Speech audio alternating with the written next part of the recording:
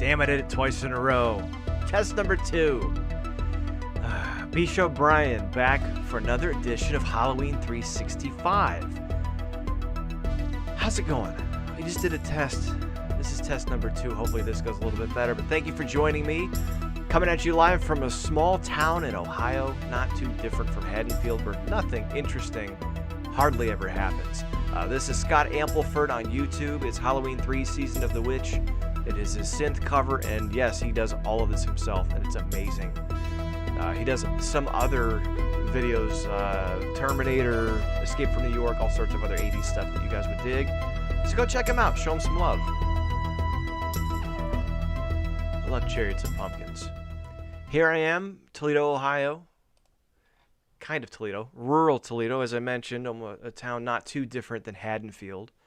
And this week, not sure how often I'll get to do these things, but this week I'm going to talk about Halloween Kills. I'm not going to do a review, and I'm not going to do a deep dive. I'm doing that Thursday night for Friday's Break the Apocalypse podcast, which you can find all over the web. Anywhere you stream podcasts, you can find it.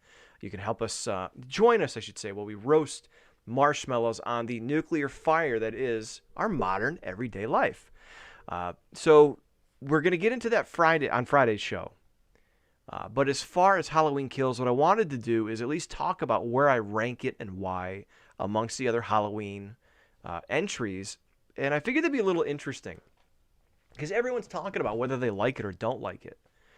Not necessarily where it ranks versus other ones. Because one thing I've heard is, it's terrible, the acting's bad, this, that, the other, dialogue's bad. But if you look at some of the other films in the franchise, I think you could say the same or similar about that as well. So thank you. If you haven't subscribed, please try. If not, at least come back and check out my videos and let me know what you think. And I want to know what you think, too. If you're on Letterboxd, look me up because I'm going to flash that on the screen here in just a minute. So I'm B-Show Brian, obviously. All my socials are B-Show Brian. Twitter, Facebook, Letterboxd. I'm curious to see how you guys would rank this film and the rest of the franchise as well. Now, if you want to hear an audio-only version of this show, whenever I put these up, I'm not going to do them for free. It's going to be a part of the Break the Apocalypse Patreon. Now, you can check the videos whenever you want. They'll be here.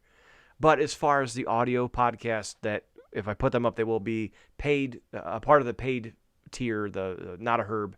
$5 a month. It's not bad. You get all the bonus content of Break the Apocalypse, and you can hear the audio version of these shows and take them with you. So I want to do these a little bit more often. And speaking of shows, shout out to the NecroManiacs. John Draper, who I co-host Break the Apocalypse with, along with Shaheen of Nuclear Heat Graphics, who I've talked about on this channel before.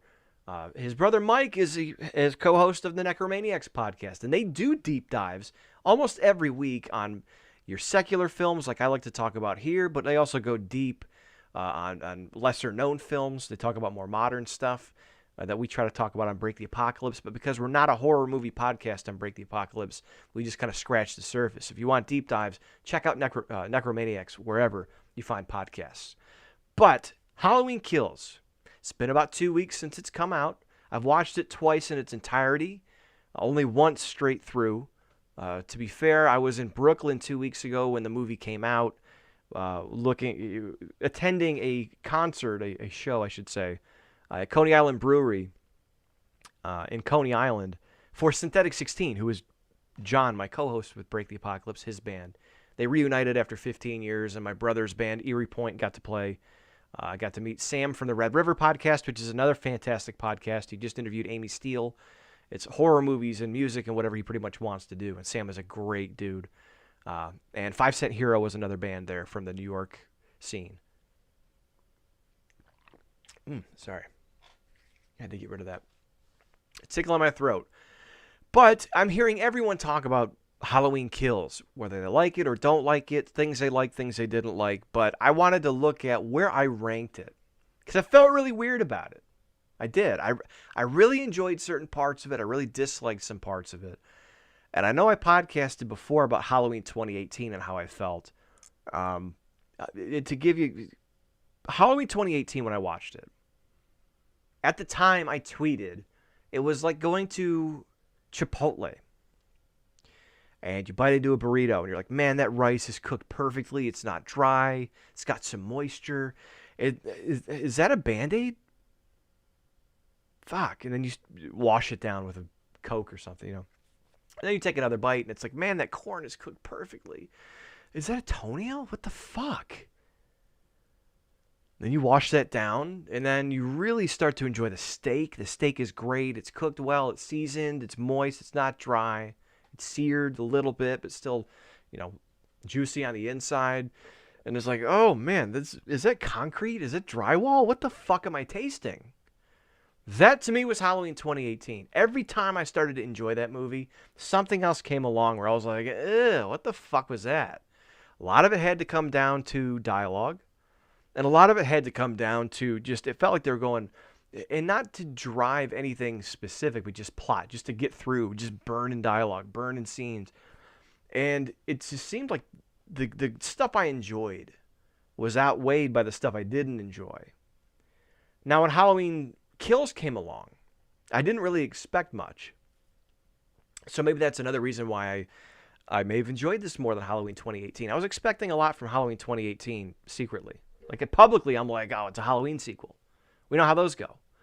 Halloween Kills, I really had no expectations. I'm like, I saw the Halloween 2018. Wasn't too impressed. This can't be too amazing. And I actually liked it a lot more than I thought. And again, we're going to do a deep dive on Break the Apocalypse this Friday. You can check that podcast out when it drops. And I'll talk about that in all of its glory, good and bad. But to me, the good outweighed the bad. To me, anyway. I know there are a lot of people that didn't like it, and I understand why. I completely understand why, and I'll co-sign that. It wasn't perfect. But when I started looking at it, grading it in terms of, one, just how it made me feel when I watched it, and two, where it ranked against the other films in the franchise, it really, to me, made the top 4 or top 5. And I keep going back and forth with Halloween 4 and Halloween Kills as far as what really is number 4 to me. So what I wanted to do is just go through, and it shouldn't take too long, but I wanted to go through the Halloween franchise and why, my rankings as far as where they stand. Just, again, with us doing a deep dive on Friday, I'm reticent to do a deep dive here ahead of time because I just don't think that's fair. But let me get us over here. Yeah, okay, we're still good. We got audio. Last time I did this, we didn't have audio when I clicked over, so we missed the whole bulk of the show. So, okay, here's my letterbox. You can check me out there, follow me, and I'll follow you. And I'd like to hear what you guys think about the franchise. But starting with the original, Halloween. It's a seminal movie. To be fair, I probably like Halloween 2 and Halloween 3 a little bit better. I watch them a little bit more often than I do the original Halloween. And if you're a wrestling fan, I liken it to this. Hulk Hogan versus Andre the Giant was at one point the biggest WrestleMania match of all time. It was Hulk Hogan, who was the biggest star, Andre, who had been the biggest star, and really the first worldwide attraction, although he wasn't a national star. And it was the biggest match, and it drew 80,000, 90,000 people to Pontiac, Michigan, not too far from me, had sentimental value.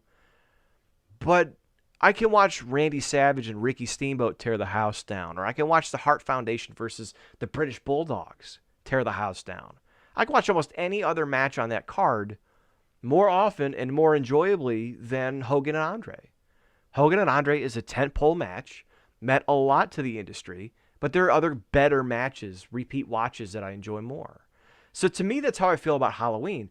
It got me into horror movies as far as obsessively so.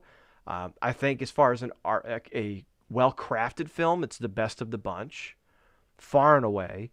I think on its own, it works psychologically as its own movie, and it stands apart from the other films because the other films are self-indulgent. There's kills for the sake of kills, for the sake of gore. You've got plot details that are just serving to move the plot and set up new movies. Halloween was completely its own self-contained animal. And I'll do a review at some point to talk about all the nuances and the psychological factors that go into that movie, because it's much less a narrative piece and much more a mind fuck because of the way it's constructed. And it was done that way because they didn't have a whole lot to work with. So it was crafted that way. And I forever will name that my favorite for numerous reasons. But as far as enjoyable, Halloween 2 and Halloween 3 to me probably rank higher. But I have to put Halloween as my number 1. So Halloween 2, moving on to that one. Halloween 2, I call that the Friday the 13th of Halloween movies, because when it came out in 1981, you couldn't do Halloween again. Halloween was like a magician showing his tricks. You can't go and show the same tricks. You got to make up new ones. They're probably not going to be as good. They may be more enjoyable, but everyone's going to remember the original. And those are going to be the most important. You just can't do it again.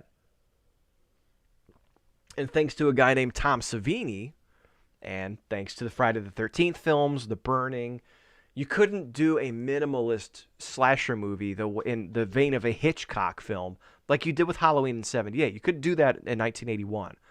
So they had to ramp up the gore and the kills and the violence. And to me, I enjoy watching Halloween 2 a little bit more than Halloween most times, just because it has more of that atmosphere. It's darker. The mask is dingier. To me, I always got that Michael was falling deeper into his insanity. And at the time, when I was a kid, I liked the sister angle because it made sense narratively. Coming back years later as a fan, I don't like that because of where it took the franchise. So Halloween 2, personal favorite, some great kills. Halloween 3, a lot of people have not liked this historically, but it's getting some love amongst fans 30, 35 years later. Has nothing to do with Michael Myers, and that's fine. Because it's fine on its own as a standalone film, and I could see why they would want to carry things on differently, because Halloween was self-contained. Halloween 2, you're chasing that lightning and trying to capture it in a bottle again, and that wasn't going to happen.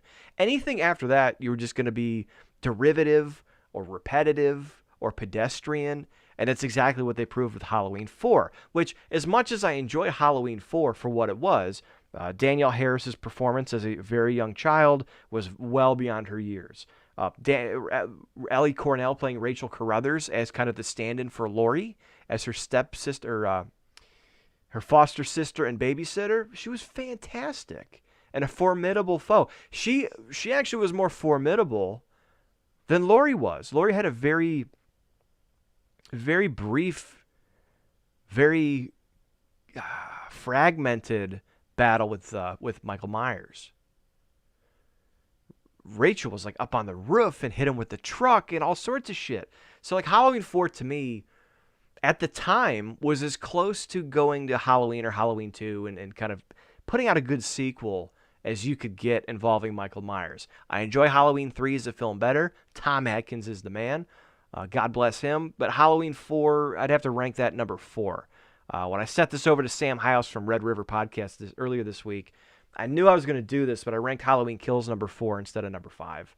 And I've since changed my ranking, which is, I think as fans, if you're not changing your rankings and constantly like thinking about why you enjoy things and that things don't shift, I think you don't change as a human being. So I would expect people to have different opinions over time. And I'll probably, in 2 or 3 years, based on how Halloween ends up, maybe I won't like Halloween Kills as much, but Halloween 4, as I mentioned, to me at the time was as close to a sequel as you could get. Brings me to Halloween Kills. Without giving too much away, I liked the brutality. I liked the fact that they used very simple explanations for Michael's evil and tried to broaden the Haddonfield boogeyman legend while keeping his motivation simple. As Lonnie Elam would say, he creeps, he kills, he goes home. And I think Marion said he's a 6-year-old with a man's body and the mind of an animal. To me, that goes so much farther. And I'm seeing it right now. I don't think it's going to be appreciated for years. Because I'm seeing people complaining like, well, but what's his motivation? But why does he do this? But why? I just see mentally, they're like, but why would he do this? So why? Is it his sister? But it's not his sister. So then he's going to do this, but it's not. And does he kill people in his house? But he's killing other people. That right there is what made the original Halloween special. He was just fucking insane. He doesn't have a reason. He creeps, he kills, he goes home. And to me, Halloween Kills, maybe that's why I liked it so much above anything. And I could put aside all the stuff I didn't like about it, which we'll talk about on Break the Apocalypse this week. To me, that was most important above all else, is that much like Dennis Etchison's unmade Halloween 4 that John Carpenter was pitching to Mustafa Akkad back in 1986, they're trying to continue that myth that aura, that ethereal nature of the evil of the boogeyman outside of just the human vessel of Michael Myers. And to me, that is one of the most understated, even though it was really heavy-handed, most understated things that a lot of people are missing, or at least they don't seem to enjoy about this. And I don't get it. I don't know if it's because, and I don't mean to insult people that didn't like it, but there's, it's easy to say movies are spoon-feeding people, and people just need to be spoon-fed. They need to be spoon-fed. They need every detail. They need every this. They need every that. And I think that's where Halloween Kills shines, is although they do ramrod a lot of stuff, with that, it was important to me because they're moving beyond, it's the family thing. They're moving beyond some stupid curse, as much as I like Halloween 6. As you can see, it's ranked number 8 out of 12 on my list. So looking at Halloween Kills, again, I'm not getting into it. We'll get into it this week on my podcast. But really, to me, because of the way they treat the mythos and where I think it's going, much like the Dennis Etchison version of Halloween 4, where the town and their energy and their anger, much in the same vein of Freddy Krueger, like they are making this evil, and it's growing and it's feasting on this town, this madness and this emotion.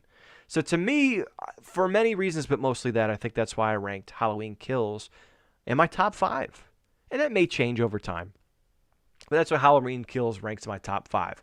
Now, when I go back from 6 through 12 on the back half of this thing, Halloween H2O, this is really more or less, do I like this more than that? And do I like that more than this? It's not as detailed as the top 5, because Halloween H2O was a great 20-year anniversary movie. You had Laurie Strode coming back. She was a broken woman. She was an alcoholic and a single mother. And I just realized earlier that I'm almost as old as she was in that movie. So, cue the Santa Claus, like, I'm in big trouble. I'm fucking getting old, man.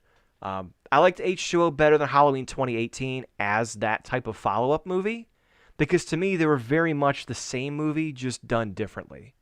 There were different takes on the Laurie character. And I don't know, for some reason I just like H2O. Maybe it's because it came out when I was starting to get into horror movies a lot. But I don't know, H2O to me just checked a lot more boxes than Halloween 2018.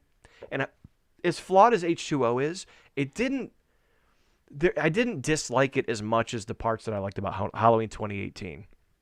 So I guess that's those back to back. I liked Halloween 18 better than Halloween 6, which I liked better than Halloween 5. Halloween 6, I think, has great atmosphere.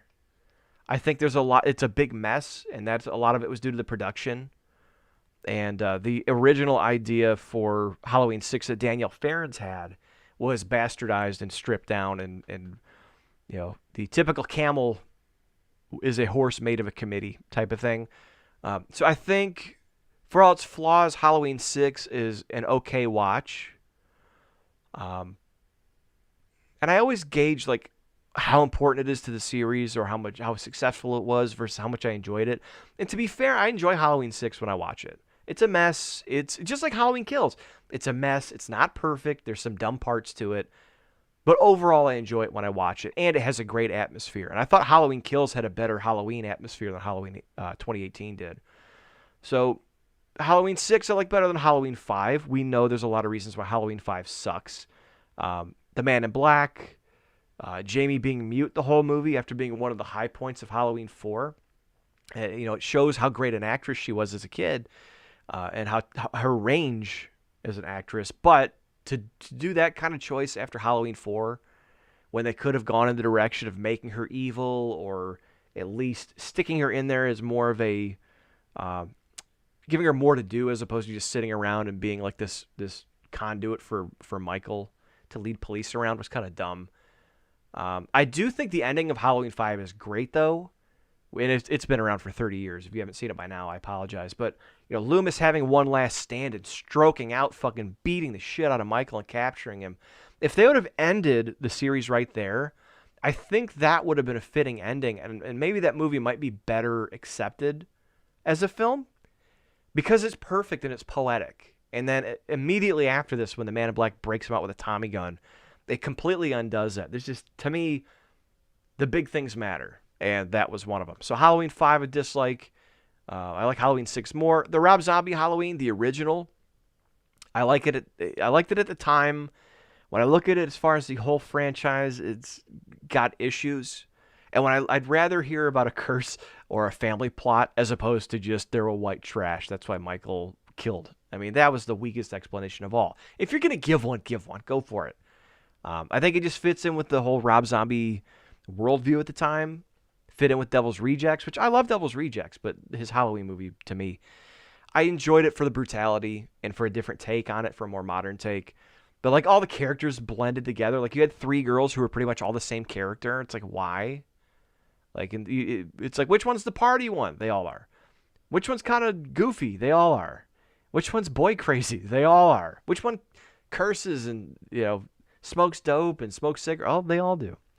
So I think Rob Zombie's great at caricatures, like Captain Spaulding, and there's a lot of good characters that he's able to create out of thin air that are out there, eccentric ones. But when it comes to regular people, I don't see him creating good ones. So this whole Munsters thing will be interesting. And then rounding out the bottom, Halloween Resurrection, I think had a lot of promise. It turned out dog shit in execution. And I put it really on the bottom, mostly because of Busta Rhymes and that stupid bullshit karate knocking Michael out of a window. Like, ugh. Everything was terrible about that movie. The dialogue, the acting, the creative choices like that. I think there's a lot of good-looking people in the movie. I think they had a concept with the reality show that was very topical at the time. But unfortunately, like I said, it's just execution. Everything was... To me, that is like the peak Weinstein era Halloween right there. They let Rob Zombie kind of go with it on his, but Resurrection was like the beginning of... To me, it was... Maybe you could argue 6 was, but Resurrection was like, all right, we have to do this for marketing, and we have to do this because of this, and because this number says that. It just didn't feel like... It was like they were like... What's a Halloween movie? Well, can we get Busta Rhymes for this? What about... Yeah, what's Tyra Banks doing tonight? So, yeah, I don't like Halloween Resurrection very much. And then on the bottom of the list, I feel bad. Rob Zombie's Halloween 2, in some ways, I really like the movie on its own merits. Like, if it was aside, like, the creative choices and the direction and the look, if it wasn't a Halloween movie, okay. But the white horse and all that shit, like, nah, sorry, fam. That ain't it, dog. One of the coolest things I've seen, most effective, was when they plug in the old home movies of Danielle Harris from when she was a kid, when Brackett is screaming over his dead daughter with no sound. Brilliant fucking decision. So there's a lot to like about this movie, but just it's like 10% good, 90 bad, had to go on the bottom of the list. So again, a lot of it's tainted because of how I feel about the Halloween franchise as it is, but it's not good. So, man, that was kind of fun. I haven't done anything like that before. So that is my Halloween franchise ranked. So on the top of the list, number 1, Halloween 2, or Halloween 2, Halloween 3, Halloween 4, Halloween Kills, H2O, Halloween 2018, Halloween The Curse of Michael Myers, Halloween 5, Rob Zombie's Halloween, Halloween Resurrection, and finally, Halloween 2. I want to know how you guys rank this. So if I'm on Letterboxd, I'm B. Show Brian.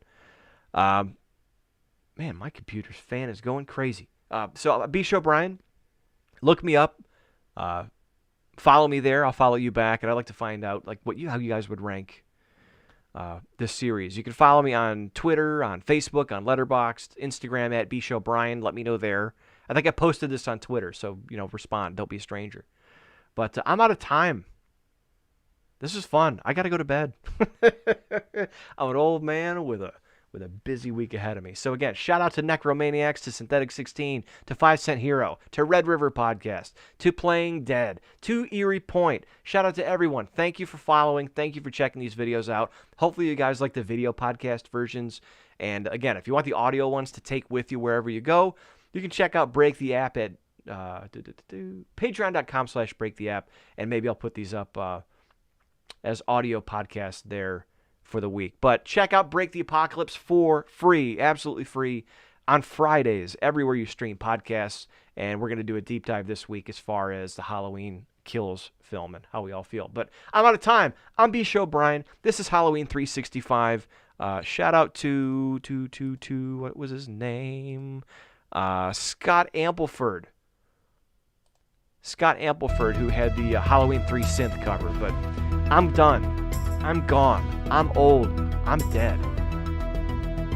This is Halloween, the franchise ranked, and this is Halloween 365.